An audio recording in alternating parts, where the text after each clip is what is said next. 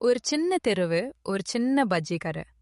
மழை பெய்யும் போதுதான் இந்த கடை மக்கள் கூட்டம் காணும் இடமாக மாறும். அந்த பஜ்ஜியை செய்யும் முருகன் சின்ன சின்ன ஜெஸ்டர்ஸ், பஜ்ஜி வாசனை, ஒவ்வொரு பழைய ரெசிபியும் வில்லேஜ் வைப மகிழ்ச்சியாக காட்டும். ஆனா இந்த ஆர்டினரி மழை நாள் ஒரே சிறிய சம்பவம் மூலம் முருகனின் வாழ்க்கையும் கிராம மக்களின் மனமும் மாறப்போகிறது. அந்த மாலை மலை மேகம் குளிரும் பனி. அந்த நேரம் மக்கள் மூவரும் ஒரே நேரத்தில் கட, பஜ்ஜி, முருகன் பணி பற்றி பெருமை பேச ஆரம்பிக்கிறார். ஏய் நண்பர்களே, இந்த பஜ்ஜி ரொம்ப ஸ்பெஷல். முருகன் செய்யும் பஜ்ஜி. சுவையும் வாசனையும் கூட நம்ம ஊர் ஸ்பெஷல் தான். அப்போடா, ஒரு சிறிய கடையானாலும் பஜ்ஜி செய்யும் இந்த கலைக்கு மக்கள் ரெஸ்பெக்ட் கொடுக்கணும். நான் சொல்றது சின்ன சின்ன விஷயத்துல கூட எங்க ஊரு பெருமை காட்டுறது. ஏய் முருகா, இன்று மழை குளிரில சாப்பிடுற மிளகாய் பஜ்ஜி ரொம்ப சந்தோஷமா இருக்கும். சின்ன சின்ன கடையானாலும் வாசனை மட்டும் போதும் நம்ம மனசு குளிர விடும். நீங்க தினமும் காலை முதல் இரவு வரும்போது பார்ப்பதுதான் மக்களின் நெகிழ்ச்சி. இன்னும் நீங்க பாத்தீங்களா, முருகன் இம்மழை மாலையில் சாமானியமாக இருக்கிறாலும் பஜ்ஜி வெறும் சாதாரணமா இல்ல. உண்மையிலே எங்க ஊரில் இது ஒரு சூப்பர் ஸ்டார் ஸ்டால் மாதிரி அசைச்சு நிற்குது. சின்ன சின்ன நன்மைதான் பெரிய பரிசாக மாறுறது. இன்று யார் வருவாரோ பாருங்க, சிரிப்பு மட்டும் கிடைக்கும். சரி நண்பர்களே, இன்னு கூட பாரம்பரியப்படி பஜ்ஜி குதிக்க ஆரம்பிச்சிட்டேன். நீங்க எல்லாரும் காத்துருங்க. நான் செய்யற பஜ்ஜி சுவை, வாசனை எல்லாமே உங்கள் மனசு குளிர வைக்கும். ஆனா ஒரு நிமிடம், சின்ன விஷயம் கூட வாழ்க்கையில பெரிய மாற்றம் தரும். அது இன்றைய நாள் சாகசம். அந்த மழை மாலை ஒரு பாட்டி மெதுவா நடந்து வந்து கடையை நோக்கி வராங்க. அவங்க வருகை ஒரு சிறிய சின்ன சம்பவமாக தோன்றினாலும் முருகனின் வாழ்க்கையையும் கிராம மக்களின் மனத்தையும் முழுதாக மாற்றப் போகிறது. மழையில் நனைந்து மெதுவாக வந்த பாட்டி, மகனே, ரொம்ப பசிக்குது, ஒரு பஜ்ஜி கொடுக்கலாமா? பணம் இல்லை. என்னடா ராஜா, யாரு வராங்களோ சிரிப்புதான் கிடைக்கும் சொன்ன. ஒரு கிழவிதான் வந்திருக்கு, அதுவும் கடைய நஷ்டமாக்க வந்திருக்கு. சரி பாட்டி, சூடா சாப்பிடுங்க. நான் செய்யற பஜ்ஜி உங்களுக்கு பிடிக்கும். அப்போ நீங்க எல்லாரும் சாப்பிட்ட பிறகு சந்தோஷத்துல சிரிப்பீங்க. ஆனா மனசு நல்லவங்க தான் உண்மையில சாப்பிடுறது. ஏடா, எல்லாரும் ஃப்ரீ கேக் ஆரம்பிச்சா பிசினஸ் எப்படி ஓடும்னு பார்க்கணும்டா. ஆனா முருகன் தான் இந்த ஊர்ல நம்பிக்கை தருவாரு. சின்ன சின்ன நல்ல மனசு கூட பெரிய ஆசீர்வாதமாக மாறும். பாட்டி வந்ததும் ரொம்ப கியூட் மூமெண்ட். யாரும் எதிர்பார்க்க மாட்டாங்க. மழை மெதுவாக பெய்கிறது. முருகன் கடை வேலை முடித்து வீட்டுக்கு செல்கிறான். அந்த மாலை அவன் மனதில் சின்ன சந்தோஷம் பிளஸ் சின்ன அச்சம் கலந்திருக்கும். முருகன் நினைக்கிறான், இன்று நடந்த சின்ன விஷயம் கமலாவுக்கு சொல்லாம இருக்க முடியாது. அவளுக்கும் தெரிஞ்சு மனசுக்கு ஒரு நிம்மதி வந்தாதா சந்தோஷம். இன்று நடந்த சின்ன விஷயம் கமலாவுக்கு சொல்லாம இருக்க முடியாது. அவளுக்கும் தெரிஞ்சு மனசுக்கு ஒரு நிம்மதி வந்தாதான் சந்தோஷம். கமலா, இன்று சின்ன விஷயம் நடந்தது. ஒரு பாட்டி வந்தாங்க, ரொம்ப பசியோட இருந்தாங்க. நான் கொடுத்தேன் ஃப்ரீ பஜ்ஜி. அவங்க சாப்பிட்டதும் ரொம்ப சந்தோஷம் காட்டினாங்க. அதுதான் என் மனசுக்கு நிம்மதி கொடுத்தது. சின்ன விஷயம்தான், ஆனாலும் மனசுக்கு பெரிய நிம்மதி கொடுக்குது. நீங்க நினைக்கிறாயா, ஒரு சின்ன சைகை எப்படி ஒருவரை பெரும் சந்தோஷம் அடையச் செய்யும்? நீங்க நினைக்கிறாயா, ஒரு சின்ன சைகை எப்படி ஒருவரை பெரும் சந்தோஷமடையச் செய்யும்? அப்பா, நீ ரொம்ப சீரியஸாக சின்ன விஷயத்துல சந்தோஷமடைகிறாய். ஃப்ரீ பஜ்ஜி கொடுத்ததால்தான் இப்படி சந்தோஷமடைகிறாயா? நீ எப்பவும் சின்ன விஷயத்துல கூட மனசு பெரியவங்க மாதிரி இருக்கிறாய். இல்ல காமலா, அது டிராமா மாதிரி இல்ல. நான் மனசு சொன்ன மாதிரி நடந்தேன். அவ சாப்பிட்டதும் சிரிப்பு காட்டினாங்க. நான் கூட ரொம்ப சந்தோஷம் அடைச்சேன்.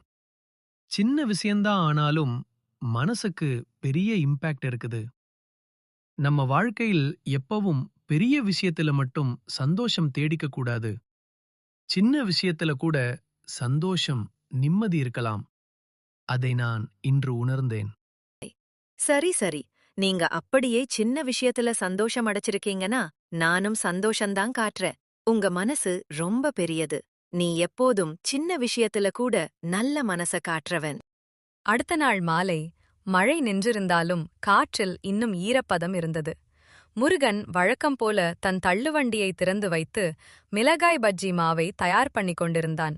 அந்த நேரத்தில் தெருவின் முடிவிலிருந்து ஒரு பெரிய கருப்பு கார் மெதுவாக வந்து முருகன் கடை முன் நின்றது. அந்த ஊரில் அப்படிப்பட்ட கார் அடிக்கடி வராது. அதனால அங்க இருந்த மக்கள் எல்லோரும் ஆச்சரியமாக அந்த காரை நோக்கி பார்த்தார்கள். யாரு வரப்போறாங்க? எதுக்காக இங்க கார் நிக்குது? என்று மக்கள் தங்களுக்குள் பேசிக் கொண்டிருந்தார்கள். கார் கதவு மெதுவாக திறந்தது. அதிலிருந்து கருப்பு கோட் சட்டை அணிந்த ஒருவர் மரியாதையாக கீழே இறங்கினார். அவர் மெதுவாக நடந்து முருகன் கடையை நோக்கி வந்தார். முருகன் சற்றே குழப்பத்துடன் அவரை பார்த்தான்.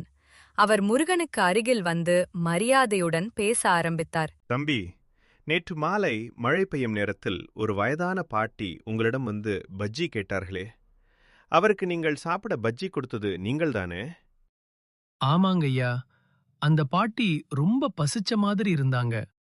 அதனால நான் 2 பஜ்ஜி கொடுத்து சாப்பிட சொன்னேன். அதுல ஏதாவது தவறு நடந்ததா ஐயா? இல்ல தம்பி, நீங்கள் எந்த தவறும் செய்யவில்லை. உண்மையில் நீங்கள் செய்தது ஒரு நல்ல செயல். நேற்று உங்களிடம் வந்து பஜ்ஜி சாப்பிட்ட அந்த பாட்டி இந்த ஊரில் இருக்கும் பெரிய ஆசிரமத்தின் உரிமையாளர். அதை கேட்டவுடன் அங்க இருந்த மக்கள் எல்லோரும் அதிர்ச்சியுடன் ஒருவரை ஒருவர் பார்த்தார்கள். என்ன, அந்த பாட்டி ஆசிரமத்தோட உரிமையாளரா? அடடா, நாம சாதாரண பாட்டின்னு நினைச்சோம். என்று மக்கள் மெதுவாக பேசிக்கொண்டார்கள். முருகனுக்கும் அது பெரிய அதிர்ச்சியாக இருந்தது. அவர் தனது கையிலிருந்த பையை எடுத்துக்கொண்டு முருகனிடம் கொடுத்தார். தம்பி, இந்த பணத்தை அந்த பாட்டிதான் உங்களுக்கு கொடுக்க சொல்லி அனுப்பினார்கள். நீங்கள் நேற்று அவருக்கு பசிச்ச நேரத்தில் சாப்பிட கொடுத்தது அவருக்கு ரொம்ப மனநிறைவு தந்திருக்கிறது. அதனால அவர்கள் சொன்னார்கள், இந்த பணத்தை முருகனிடம் கொடுத்து விடுங்கள். அவன் தன் கடையை இன்னும் வளர்த்து கொள்ளட்டும். மேலும் இனிமேல் பசியோடு யாராவது அவன் கடைக்கு வந்தால் அவர்களுக்கு முடிந்தவரை இலவசமாக சாப்பிட கொடுக்க சொல்லுங்கள் என்று. முருகன் அந்த வார்த்தைகளை கேட்டதும் கண்கள் நெகிழ்ந்தன. ஐயா, நான் அந்த பாட்டிக்கு சாப்பாடு கொடுத்தது பணம் கிடைக்கும் என்று நினைத்து பண்ணல. பசியோட வந்தவரை வெறுமையாக அனுப்ப மனசு இல்லாததாலதான் கொடுத்தேன். ஆனா அந்த பாட்டி இவ்வளவு பெரிய மனசு வைத்து நினைச்சிருக்காங்கன்னு கேட்கும்போது ரொம்ப நெகிழ்ச்சியாகுது. மழை மீண்டும் மெதுவாக துளிகள் விழ ஆரம்பித்தது. முருகன் அந்த பணத்தை கையில் பிடித்தபடி சின்ன உதவி கூட ஒருவரின் வாழ்க்கையை மாற்ற முடியும் என்று நினைத்தான். ஆனா இந்த சம்பவம் இன்னும் அந்த ஊர்ல ஒரு பெரிய கதையாக மாறப்போகிறது. சில நாட்கள் கழித்து மழை பெய்து முடிந்த மாலை, முருகன் வழக்கம் போல தன் தள்ளுவண்டி முன் நின்று மிளகாய் பஜ்ஜி போட்டுக் கொண்டிருந்தான். அப்போ தெருவின் ஓரத்திலிருந்து அதே பாட்டி மெதுவாக நடந்து முருகன் கடை பக்கம் வந்தாள்.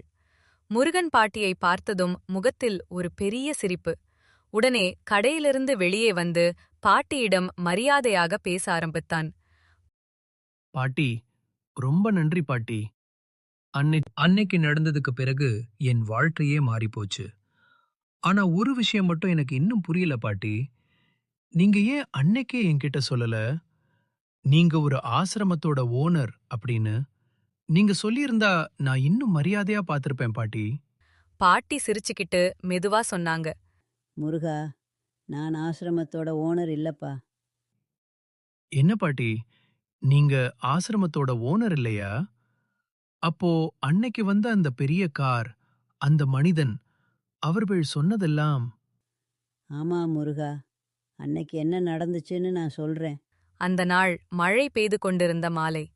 முருகன் கொடுத்த பஜ்ஜி சாப்பிட்டு முடிச்சு பாட்டி மெதுவாக அந்த தெருவை விட்டு நடந்து போய்க் கொண்டிருந்தாள். அந்த நேரம் பக்கத்தில் ஒரு கார் வந்து நின்றது. அந்த காரிலிருந்து ஒரு இளைஞன் கீழே இறங்கி பாட்டியிடம் மரியாதையா கேட்டான்.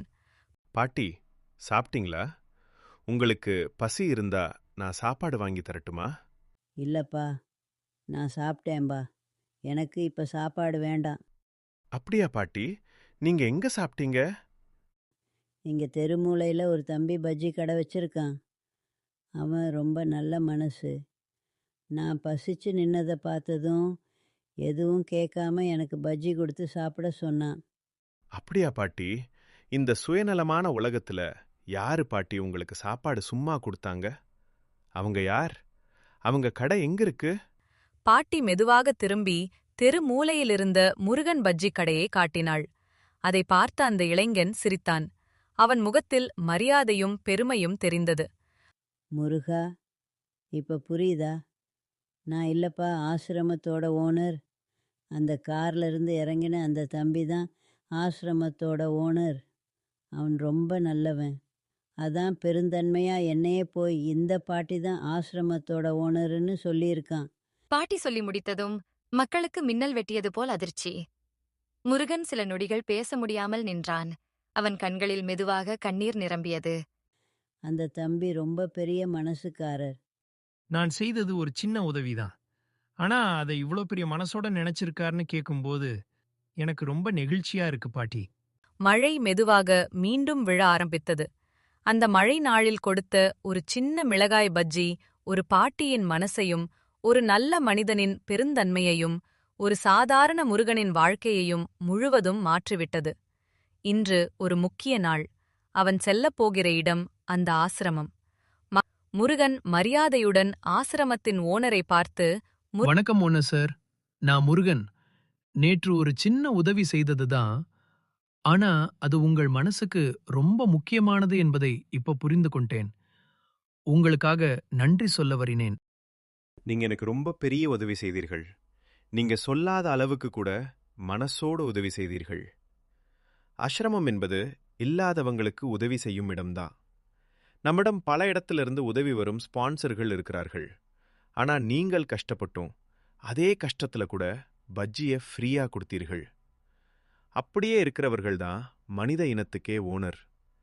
நீங்க வயசுல மட்டும் பெரியவர் இல்ல, நீங்க மனசு அளவிலேயே பெரியவர். இது நீங்க காட்டினீங்க. முருகன் அந்த வார்த்தைகளை கேட்டதும் கண்களில் ஒளி மறைந்து மனதில் ஒரு மிகப்பெரிய நிம்மதி நிரம்பியது. சின்ன உதவி, நல்ல மனசு, அந்நேரத்தின் பெருந்தன்மை, இவைதான் வாழ்க்கையில் உண்மையான பெரிய விஷயம். மழை மெதுவாக பெய்து அந்த சின்ன தெருவில் ஒரே நாள் நிகழ்ந்தது. ஒரு பஜ்ஜி, ஒரு நல்ல மனசு, மனிதன் பெருந்தன்மை முழு ஊருக்கும் ஒரு பாடமாகிவிட்டது.